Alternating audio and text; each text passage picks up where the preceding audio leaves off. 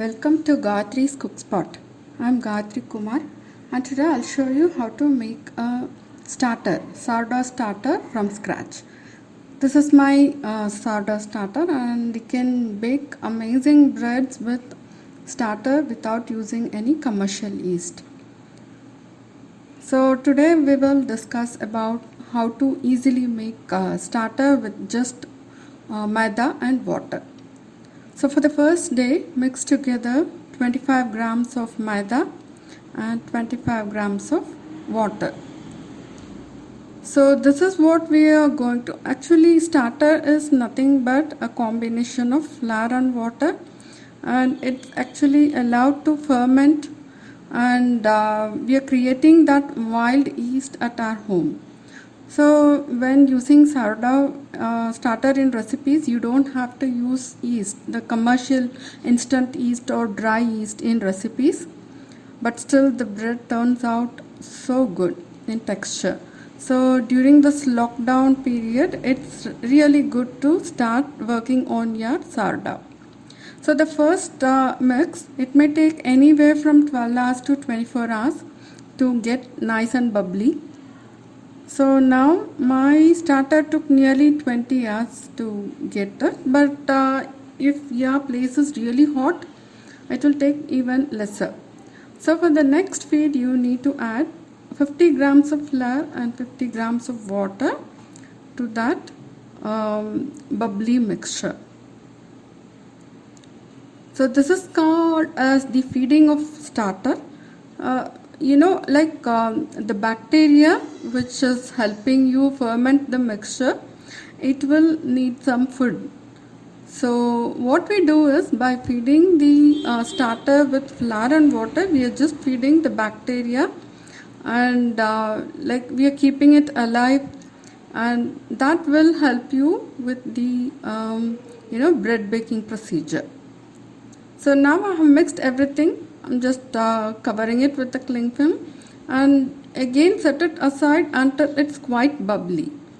So it's better to use a transparent jar instead of using plastic bowls like this, because in a transparent jar you can see the activity inside the starter easily. So the top may not be bubbly, but the inside will be so much bubbly and light. So if it's a transparent jar, you can easily find it out, and you can also feed it once it's nice and full of bubbles. So what we are going to do is, we are taking only 50 grams of the starter and adding 50 grams of flour and water. So every time you feed it, you do the same thing. You take only 50 grams of the starter. The remaining starter, I'll just discuss about it in a short while.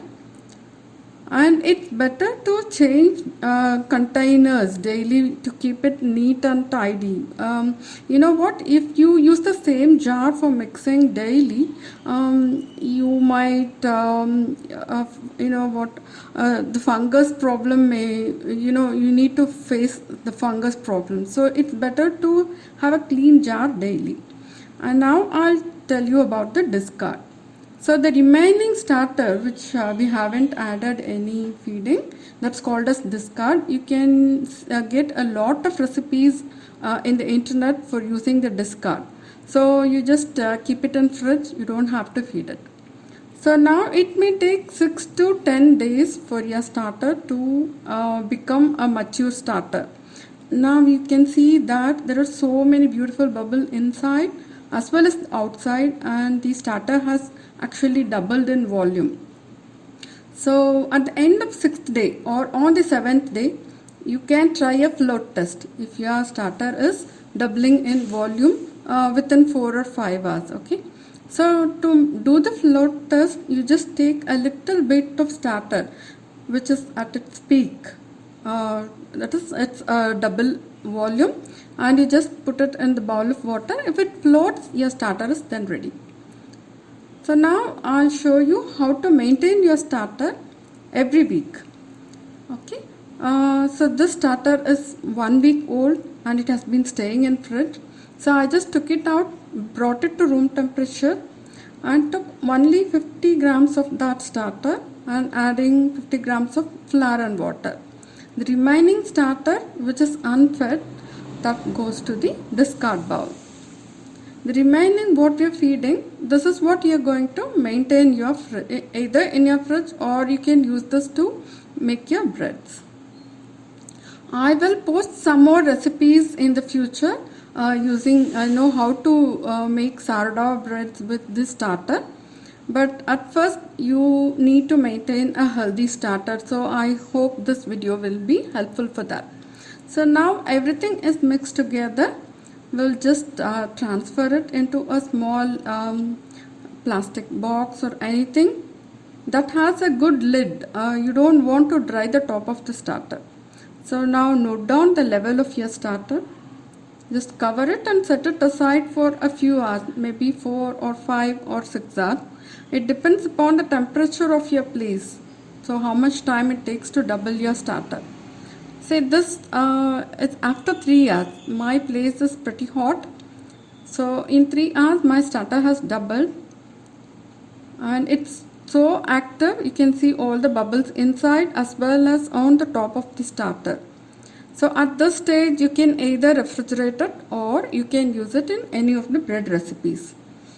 So important points to be noted for your sourdough starter.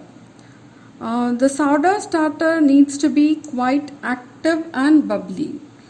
And you should feed it the previous day. Like if you're making a bread today, you should take it out the previous day itself, feed it, and you need to have your starter nice and ready when you're making your bread. And you need to feed your starter at least once a week, and remaining time it can remain in the refrigerator, but you need to regularly feed your starter so that it gets nice and strong and your breads will improve in quality and texture. Never use unfed starter in recipes because it won't rise the bread and it would be a fail. Unfed starter can be used in some discard recipes that you can get from internet. And if there is any color change on your starter, or if you see some fungus, just throw it away and start new. And always refrigerate your unused and fed starter.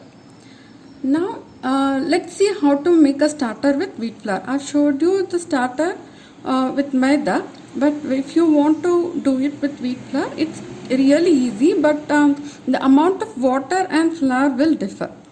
So for every feed, instead of using 50 grams of flour and 50 grams of water, you use 45 grams of flour and 65 grams of water, because whole wheat flour actually absorbs more water than maida.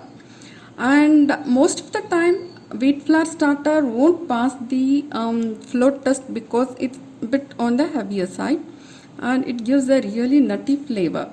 So when baking breads, while creating levain, you need to add some gluten while mixing to get a good texture in your bread. And now let us see how to troubleshoot the starter. So every time you feed your starter, it's better to wipe down the sides of the bowl, or you just put it in a fresh bowl or a transparent jar so that you can see how nicely it's rising, see the inside activity and all. It will be easier. And only a starter doubles in volume when it's strong. So if it's not doubling in volume, it's not yet ready. So you need to keep feeding it until your starter reaches that stage.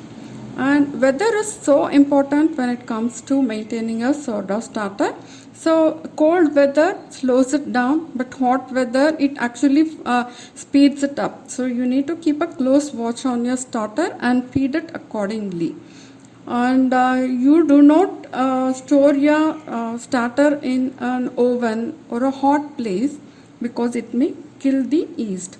And sourdough starter needs lots and lots of patience. So please be patient and you will definitely reap the results. So I also take beginners class for sourdough online. So if you want to know the details, you can check the description box below. I have shared everything there. I hope you liked it.